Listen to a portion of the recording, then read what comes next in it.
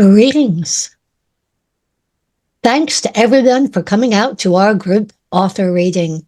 This reading is brought to you by Strong Women, Strange Worlds, which is a group of authors supporting authors.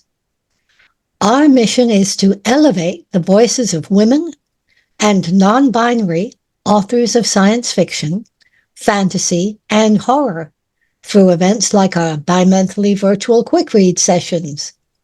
You can find out more about Strong Women, Strange Worlds in the handout we've provided in the chat and by visiting our website, a link to which will be added to the chat at https://strongwomenstrangeworlds.weebly.com.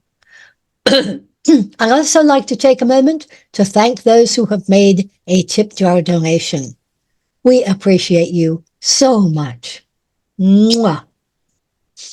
I'm your host today, Sarah Smith, and you can find out more about me in the provided handout as well. Please note that recording of this session by the audience isn't allowed, and recording of electronic communications, including Zoom meetings and webinars, without permission is illegal. We will post all of these readings, so just sit back and enjoy. Today, we'll be featuring 6 authors: J.L. Delavega, Raven Oak, Marisa Wolf, Catherine LaCroix, K.A. Hough, and Marcie Rendon. Each author will have 8 minutes to read. Our first reader is J.L. Delavega. J.L. Delavega is the genre-defying author of the Revere trilogy. Her work has been recognized for its unique blend of Southwestern Gothic, feminism, and fantasy, and was a finalist for the CIBA Ozma in 2022. She could say she makes all her own clothes, but that would be a lie. JL, take it away. Hello, everyone.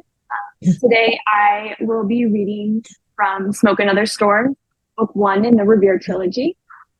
I am going to be introducing you to the 2 point of view characters, Adelaide, the stranger, and Moira, the raven.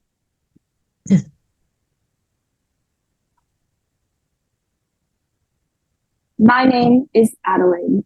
I am 21 years old, eyes like bastard gray quartz.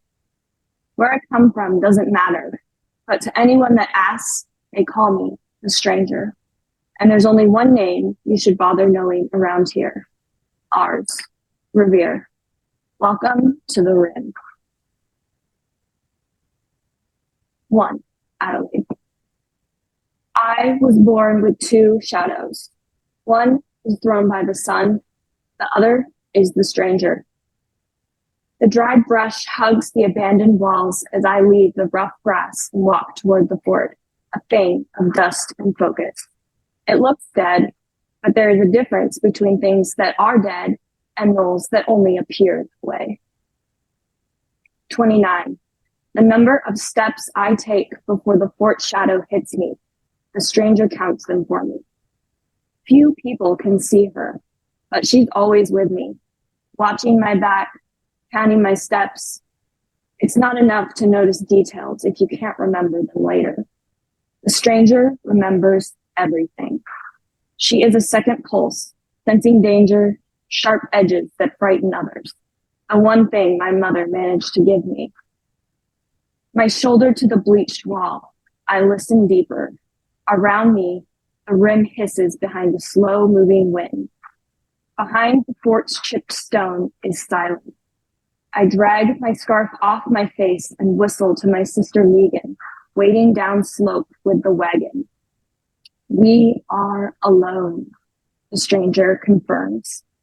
Rock cracks as the horses get moving. I slip my hand through the gap to lift the plank from the inside slot, walking the gate open as the wagon rolls inside. Megan hops from the high seat, landing with a fresh cloud of dust. Her face is muffled with a blue scarf and goggles.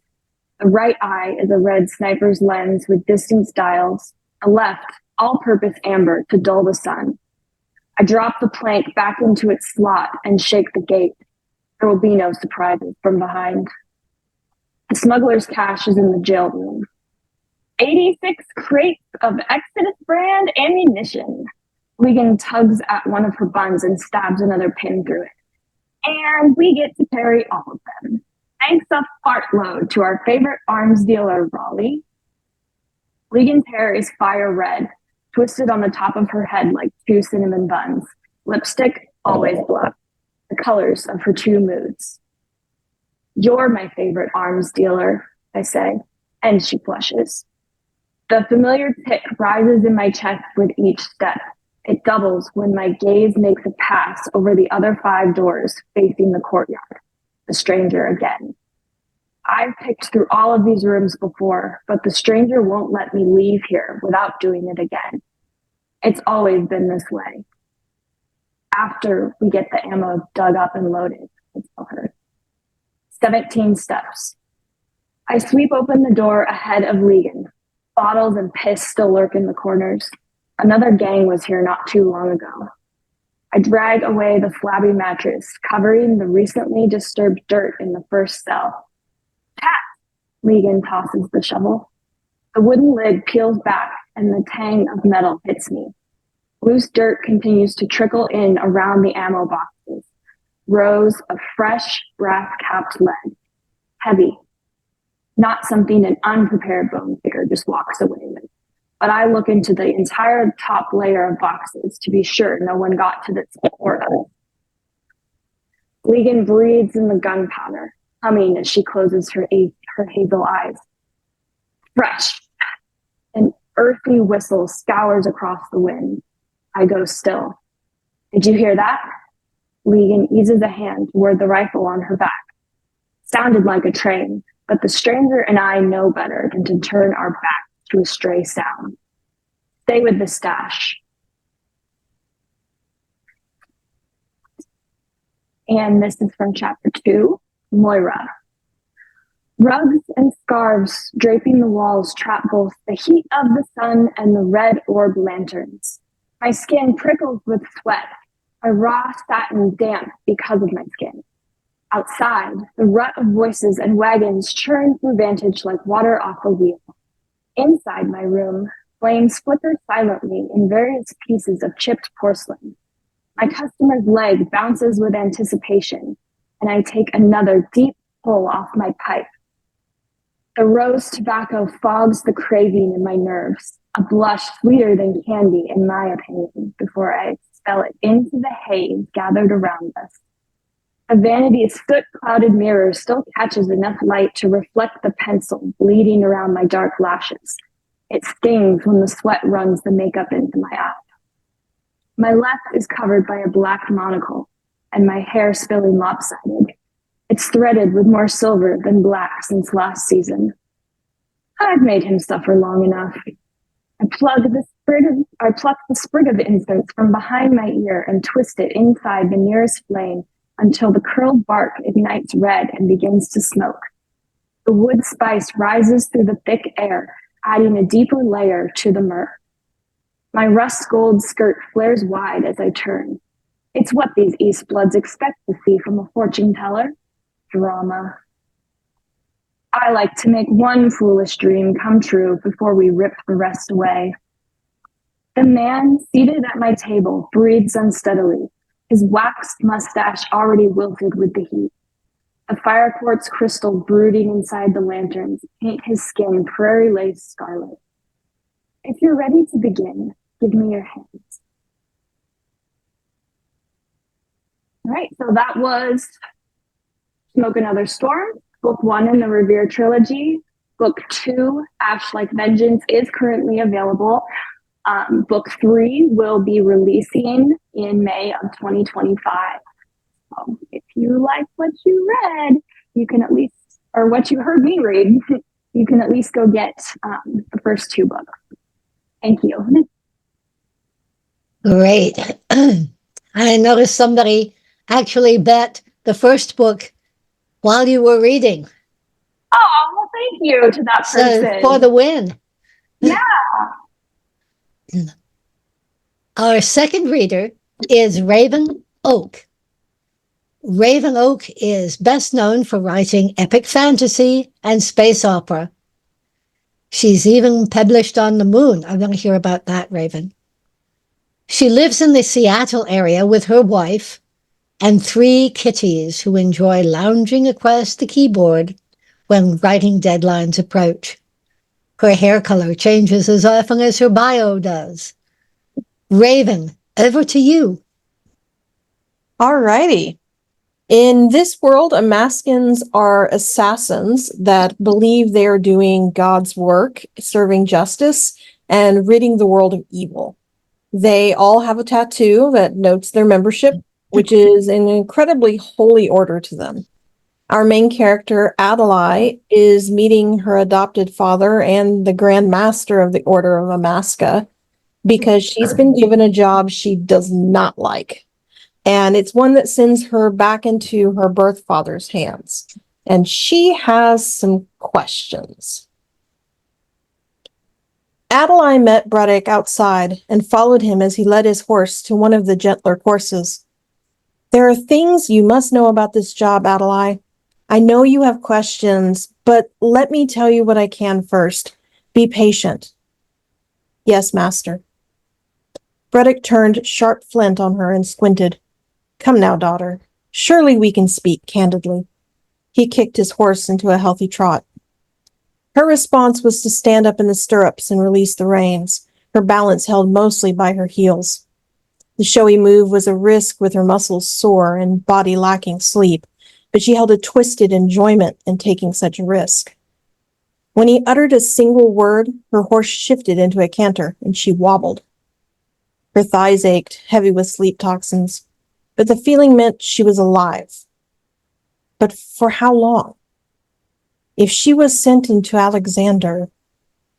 I wish there was another way. He interrupted her thoughts with a whisper. I don't do this by choice, Adelaide, but necessity makes fools of us all. How much do you remember of your childhood?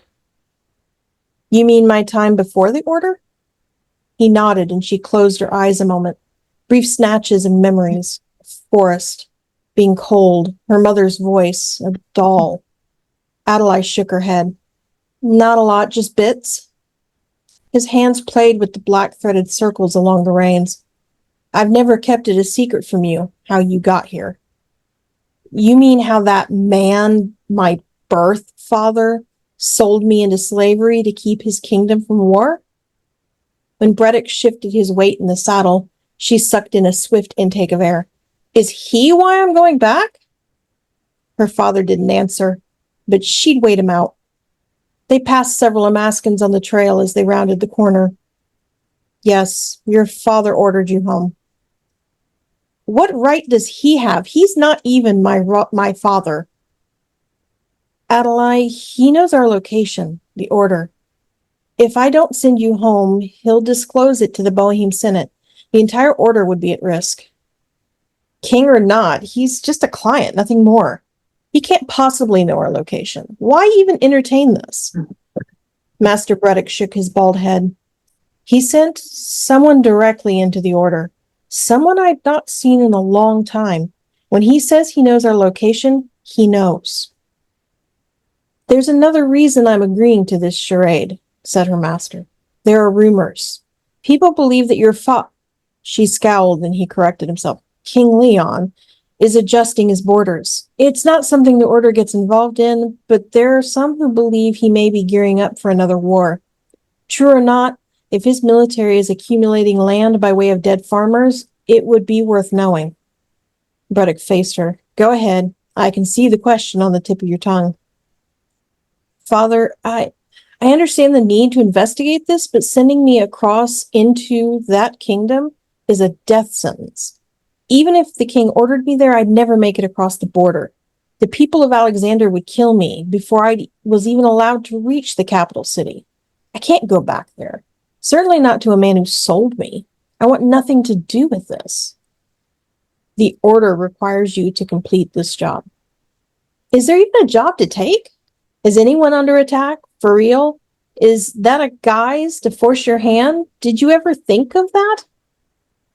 His sigh was one of reflex, an action so ingrained in her memories she could picture it without trying. The slump of his shoulders, one of which bore a spiderweb scar from an arrow, the way he closed his eyes right before the exhale, and the slight tick near his mouth as he prepared his argument. His fingers held too tight to his reins until she apologized. As far as we know, there have been attempts on your sister's life. Possibly by Trebor. Before you ask, yes, we investigated it, and at high cost, too. The rolling hills gave way to rockier terrain as they approached the coastline. The Heron Sea stretched out before them, a hazy blue-gray with white-tipped peaks scattered here and there. Instead of turning with the trail, Adelaide pulled the mare to a stop to watch the smaller waves break across the rocks up ahead. How could she leave this? The spray filled the air with the smell of salt and seaweed. Every time I look across this ocean, I think of you, Father. When I first came here, I was so young. My mind was confused, like the waves. I thought the ocean was ugly, gray and gloomy. Adelaide dismounted and gave the mare lead enough to munch on the tall grass nearby. When he stepped up beside her, she lifted a hand to his face and stared into his blue-gray eyes. I've grown to love the gray. Tears welled up and threatened to spill over his wrinkled lids. I have no choice, Adelaide. If I could undo this, I would. This is my home, my family. You're asking me to leave this forever. She'd be leaving him forever. A lump rose in her throat then, and she inhaled deeply of the sea air to cover it. You're the best Amaskan I've ever trained, and I need you to be the best. Return home to your birth father. Protect the princess from these assassination attempts. Find out if these rumors are true. Find out what beast swims within the murk. I wouldn't be who I am without you, she said. He dabbed at the corner of his eyes, which she ignored. Adelaide tossed a stone into the ocean where it sank beneath the waves. How did King Leon find out our location? I don't know. He was lying. Rather than confront him, she changed tactics. The Boheme Senate has come after the order before. What's changed? I'm too old to start a war with the Senate. We kill because our gods say we must, for justice. Not even the Senate can change that. But if we compromise the location of the order, we put at risk not just Amaskans, but anyone who's ever hired us, anyone who has ever cried out for our help. Even the gods themselves may not be safe. The air cast a chill about Adelaide, and she pulled her black cloak tighter about her shoulders. How can the gods not be safe? Something about the way his jaw pulsed kept her from asking. You want to know how you're going to get into the kingdom of Alexander? Yes. She saw the knife too late, its metal glinting in the setting sun. By then his hand had already moved between the distance, and the blade peeled across her jaw. She bit back her scream. Grandmaster Breddick held the knife before him, a piece of her skin dangling from it. Blood ran down her jaw to land, hidden on her cloak. Her tattoo was gone. All right. So this book's part of my giveaway tonight. Make sure you fill out that giveaway form and snag the complete trilogy. Wow. What a place to leave us dangling. Thank you, Raven. Our third reader is Marisa Wolf. Marisa Wolf writes science fiction, fantasy, and every point between. She has published 7 co-written novels in shared universes, her debut solo novel From Bane, Beyond Enemies, over 20 short stories, and she is the series runner for the Urban Valkyries Initiative Shared Universe. Go for it, Marisa. All right. Callan Riaz had not been built for mutiny, but 3 weeks staring at an empty wasteland threatened to tip her over the edge. We definitely won't get a bonus if you do that, Bee said, flipping one of her many screens to a satellite view of the uninhabited scrubland around them. Do what? Talon reclined her chair and spun it, eyes fixed on the smooth metal above her rather than the endless, scraggly trees and pit-blasted dirt on display. Start pitching ordnance into the field, glare a hole through my very valuable tech, call in to submit our resignation. I wasn't gonna do any of that. Talon heard the petulance in her own voice and groaned. What was the point of running a state-of-the-art weapon of mass destruction if there was nothing to mass destruct? Tell me you have a better idea? I can fake a heat reading and call it in, then we have to mobilize and check it out. And that's a less bonus risking choice, is what you're telling me? Talon did not glare in the general direction of her partner. Given the artificial intelligence that had grown with her since infancy and encompassed the whole of their tank, that was quite a feat. But she made sure her sigh was fully audible. They are much less likely to discover my sneakiness than yours. Rude. Talon straightened her chair and kicked her legs over the pristine floor of the tank. The wall of screens in front of her, currently displaying 6 iterations of absolutely nothing of interest, flickered in a pattern that had become Bee's version of sticking out her tongue. And correct. Bee's voice should not have contained smugness, much like Bee's screens should not have been able to convey someone sticking out their tongue, given she was a long-perfected AI program with neither tongue nor voice of her own. Despite, or because of nearly 30 cycles of training, however, Talon had an endless list of things that Bee shouldn't be, and yet was. Talon supposed she should take some blame, as the bulk of Bee's learning had been alongside Talon's own as part of the United Colonial Forces Artificial Intelligence Troops Elite Service. The AITs were the premier fighting force of the UCF, so they were told, genetically engineered for the AI partially embedded throughout their neural pathways. It felt far less than elite out in the field and out of their training strings. Before long, the top-tier AITs had started referring to themselves as the Eights, out on what might as well be the 8th front of a never-ending war, which was perhaps why no one in command had noted Bee's oddities, and Talon would never report anything that risked putting them on even more boring duty. She trusted Bee immeasurably more than the nitty techs and the distant command structure of UCF, and as their pairing continued to pass inspections and reviews, nobody was likely to take exception. Unless that's why we're out here. Talon frowned at nothing and shoved herself upright out of the chair. Use your words. Bee laughed, a curious sound of tortured metal twisting and scraping against itself. You don't like it when I assume. Like it stops you, Talon muttered, smiling despite herself. But is that why we're out here on the back edge of nowhere's nethers? They figured out we're out of spec? Talon. Bee paused, and her screens shifted with methodic intent, the pictures zooming out from their immediate view to infrared, then to a near-satellite reading, and finally to a mid-planetary system black and white rendering. Talon expected a correspondingly bulleted list, but Bee made her single point with great patience. If they thought we were off, why would they leave us in a tank? They don't have to be scared of a tank, even a tank as fancy as ours. They do have bigger weapons than us. Her argument was rote, her shoulders eased even as she spoke. But not better. Talon laughed and swung her arms into a half-hearted stretch as the last of her paranoia seeped away. The 8 program had existed for some 80 cycles without any spectacular failures. No one in command looked sideways at their little science projects anymore. Gene selecting and brain mapping had led to the sort of human who could provide a welcome host environment to an AI. Programming and code editing led to an AI who didn't overwrite said host. The 8s worked because their combination resulted in threat assessment, threat addressment, and overall adaptability 5 times better than a standard human could handle, double what an unsupported AI could do. It wasn't like the old days. Training an AI to value some life and disrupt others with targeted malice had been a process fraught with errors civilians didn't stand for, and had resulted in failure far more often than celebrated victories.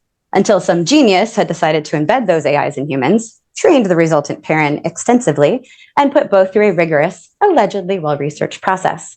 Despite her and Bee's idiosyncrasies, they'd exceeded in their first 3 postings, setting themselves up for the end-of-service bonuses available to a successful pair that was selected to be cloned in perpetuity for the glory of the UCF. Until, for no reason either of their advanced computing power had been able to decipher, they and several of their fellows had been summarily set off to the uninhabited side of a dusty planet, well away from the active front against the Interstellar Defense Corps. Patrolling, nothing. Protecting, nothing. The planet they'd been exiled to contained no settlements, no valuable resources, only brushland studded by long ruined stretches of pinkish desert. You're dwelling.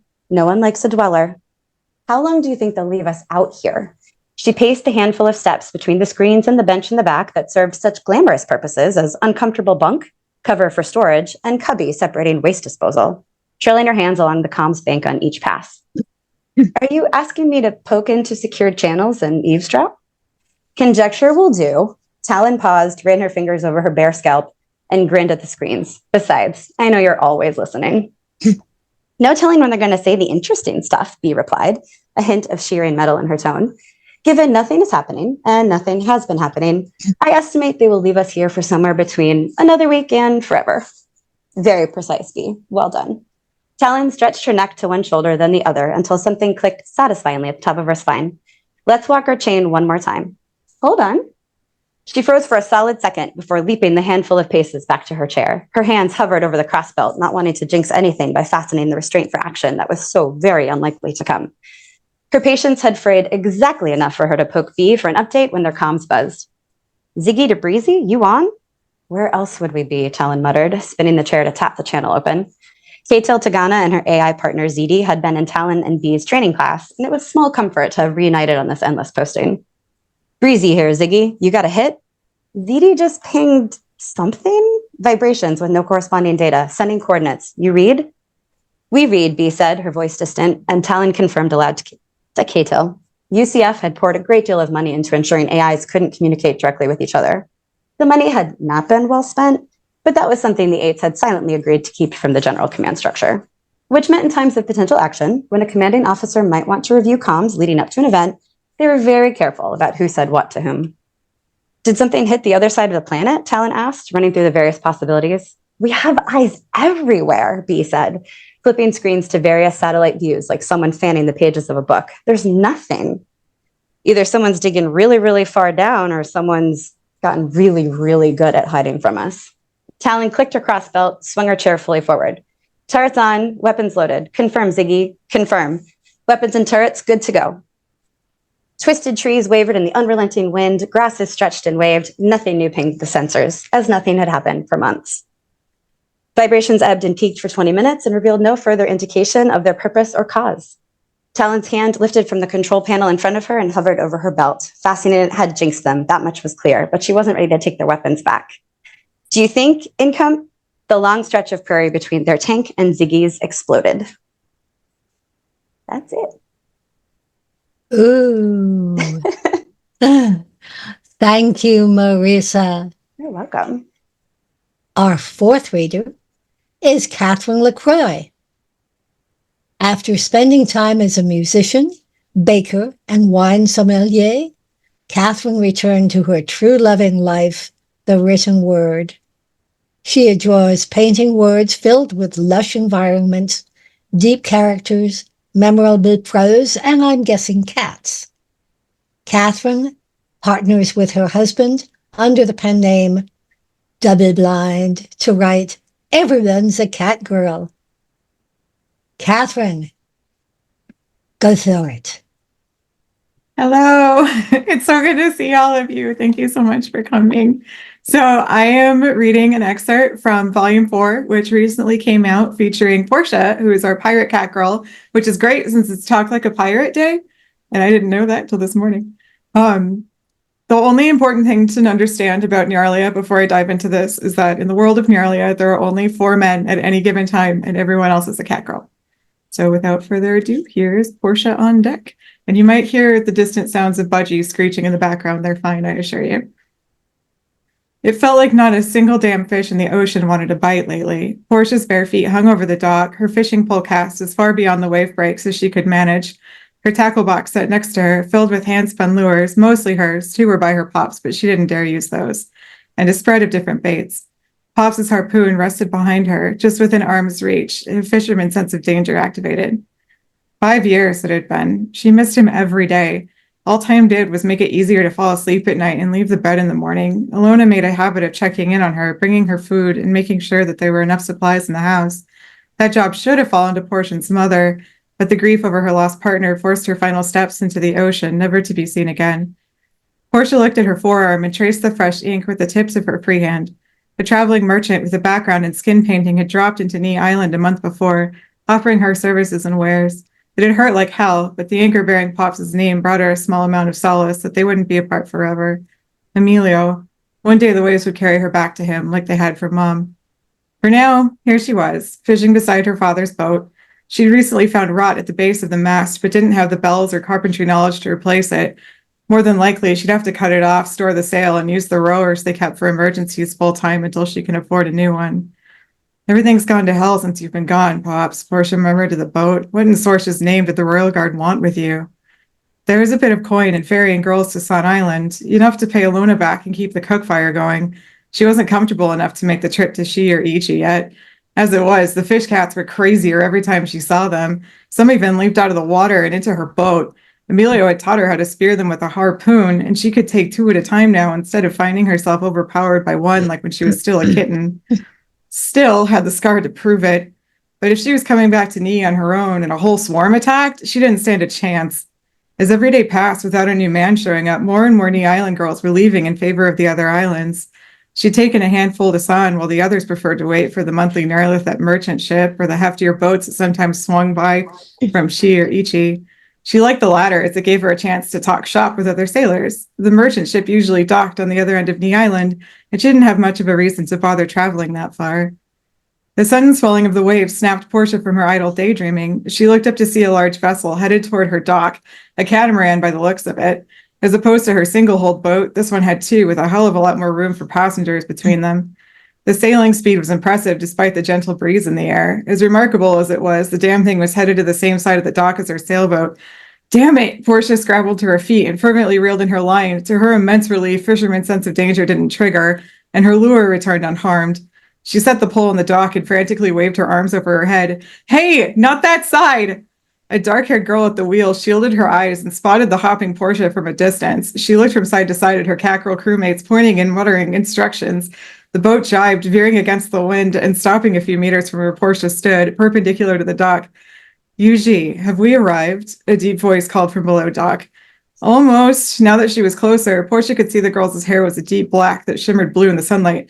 It's just tie it up on the other side. What's the problem? Portia called. A pale young man approached beside Yuzi with pointed ears and hair the same yellow as the feathers in many of Portia's lures. Portia blinked. Yeah, those were nothing like Pops' ears. These were long.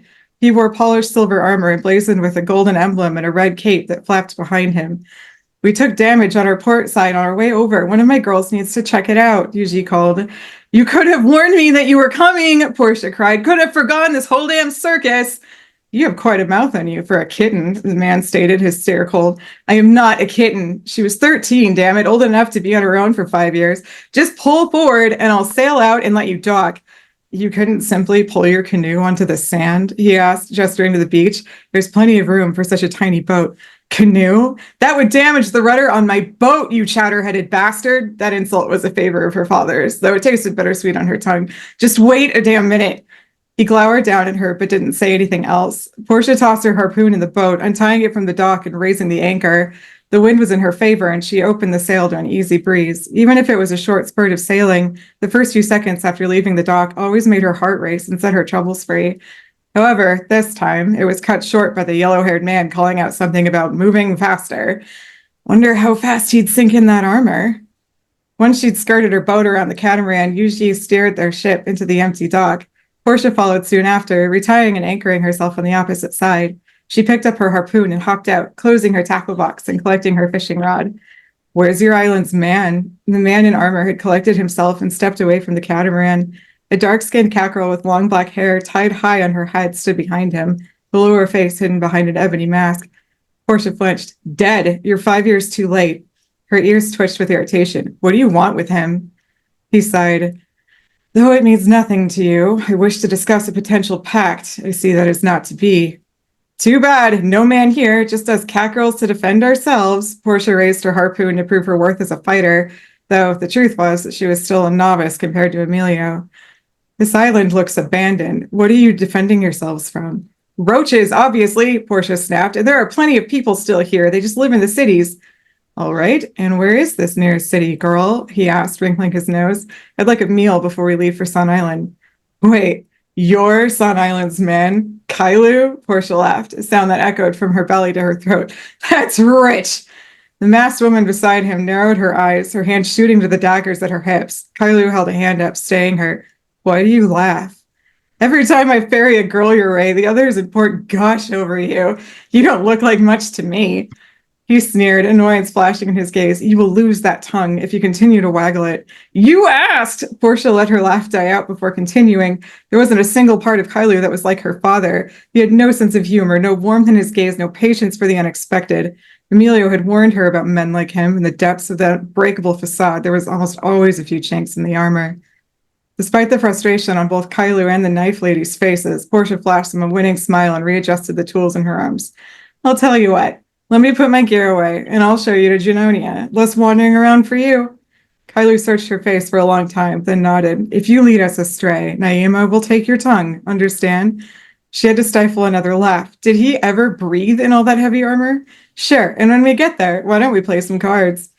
I have a fair hand at card games, Kylo replied, allowing some of the tension to leave his neck and shoulders. Great, I'll be right back. Portia dashed back to her house, replacing all of her tools in the same small storage closet in the kitchen. If he was as rich as he looked, she just might be able to win enough belts to fix her sale after all. I'll keep fighting, Pops. You don't have to worry about me.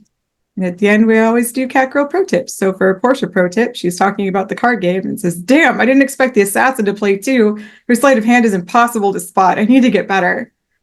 And we will be raffling off a cat pack, which comes with all this cool stuff at the end. So thank you guys so much. I appreciate you. Meow. Thank you. Our fifth reader is K.A. Hough. K.A. Hough is a Canadian writer and editor with an honors BSc in human kinetics. In her spare time, she follows her husband around the world, wrangling 3 kids and a codependent dog. She runs and drinks tea. Her first novel, Ground Control, was published by Slay House in 2022. K.A., it's yours. Thank you. Wow, I'm in such good company. It's kind of intimidating tonight. So here goes. This is from Chapter 4 of Paper Moons, which will be published in March of 2025. This scene takes place on a Monday morning after a girls' wine night. And so Kate, the main character, is hungover and nervous about starting an experimental trial at work, which is a gym.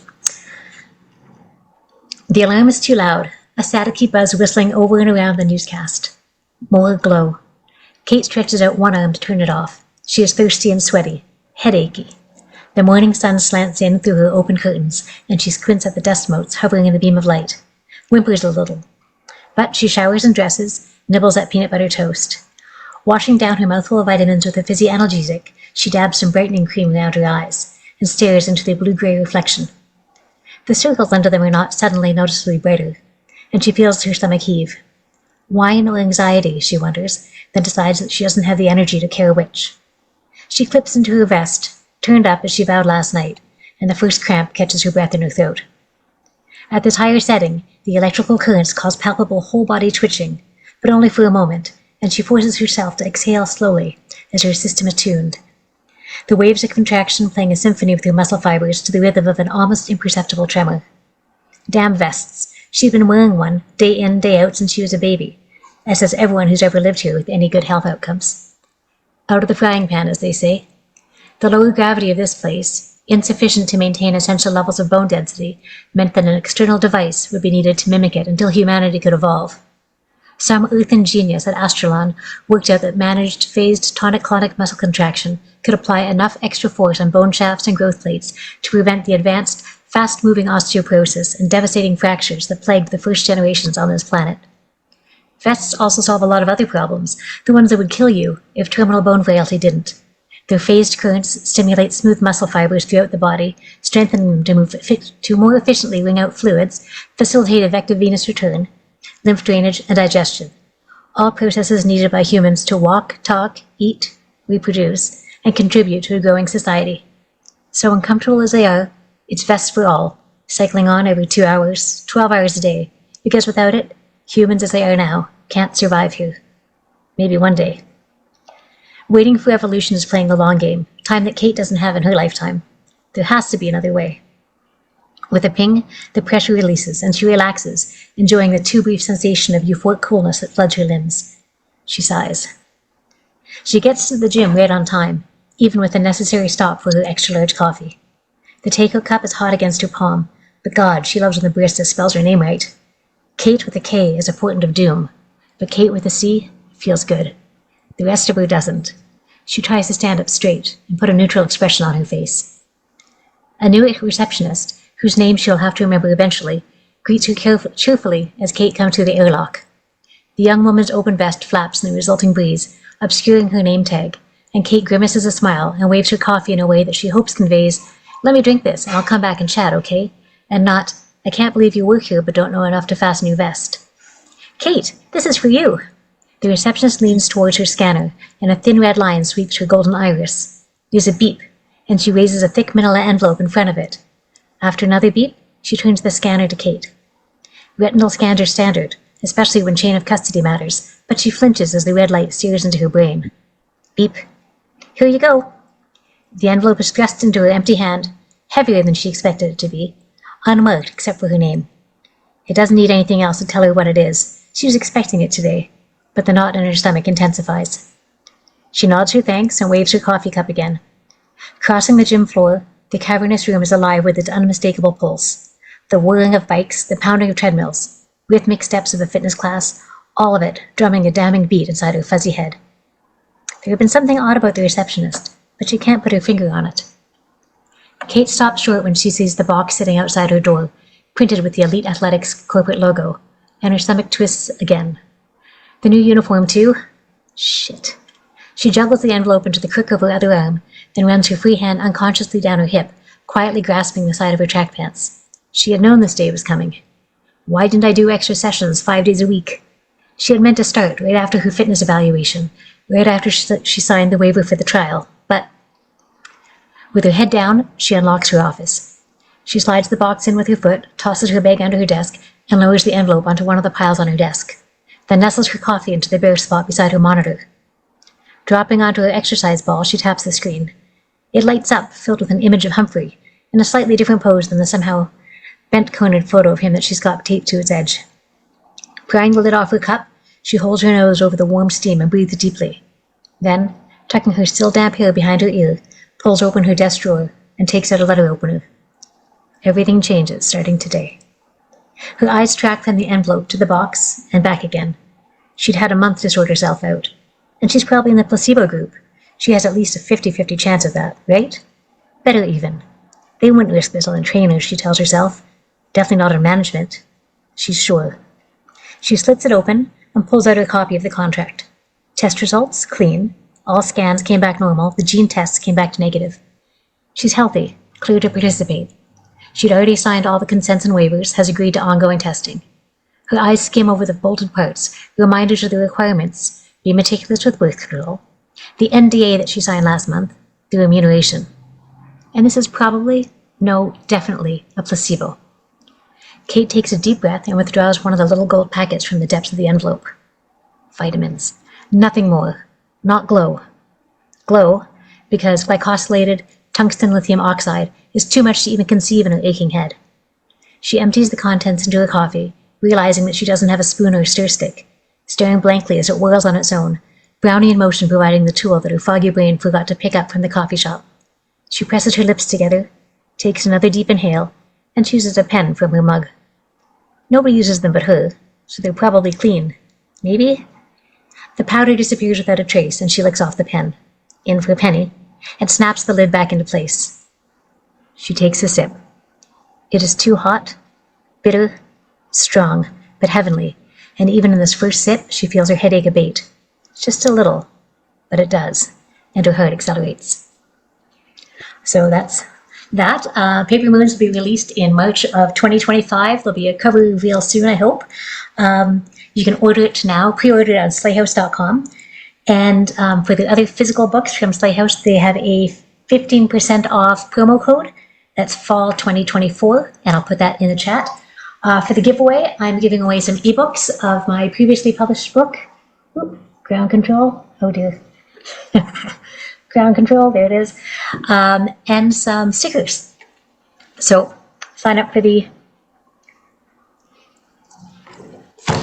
thing, and that's it. Thank you very much. Thank you, Karen. Terrific.